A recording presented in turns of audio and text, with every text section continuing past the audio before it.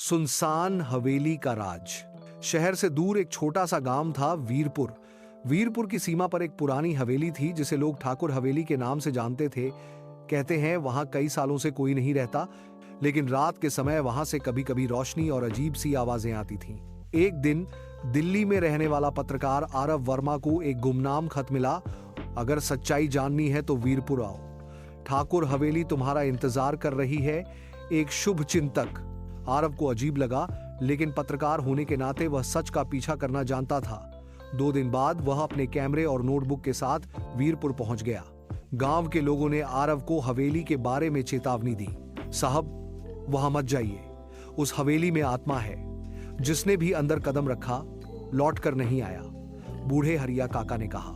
लेकिन आरव नहीं रुका। रात के ठीक 12 बजे वह टॉर्च लेकर हवेली की ओर चल पड़ा। हवेली के अंदर घुप अंधेरा था। हर कदम पर फर्श चरमराता, दीवारों पर जाले थे। तभी आरव को एक कमरे के अंदर हल्की रोशनी दिखाई दी। कमरे में एक पुराना लकड़ी का संदूक था।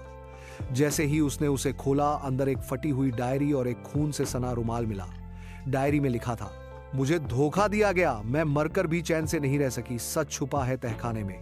डायरी में बने नक्शे को देखकर आरव तहखाने की ओर बढ़ा। सीढ़ियां पुरानी थीं, लेकिन उसने साहस नहीं खोया। तहखाने में पहुंचते ही एक झटका लगा। वहां किसी ने एक औरत को जंजीरों में बांध रखा था। वह अधमरी हालत में थी। आरव ने फौरन उसे छुड़ाया और बाहर लाया। औरत का नाम मालविका ठाकुर था, ठाकुर हवेली की अंतिम वारिस। उसने बताया कि उसके चचेरे भाई ने जायदाद हथियाने के लिए उसे पागल घोषित कर हवेली में कैद कर रखा था। गांव वालों में भूत की अफवाहें उसी ने फैलाई थीं ताकि कोई पास ना आए। आरव ने पुलिस को बुलाया। सबूतों और मालविका की गवाही से चचेरे भाई को गिरफ्तार कर लिया गया। मालविका ने मुस्कुराकर आरव से पूछा, आपको खत किसने भेजा था? आरव ने कहा, मुझे यही समझ नहीं आया, खत पर कोई नाम नहीं था। मालविका चौंकी, मैंने तो कभी किसी को खत नहीं भेजा।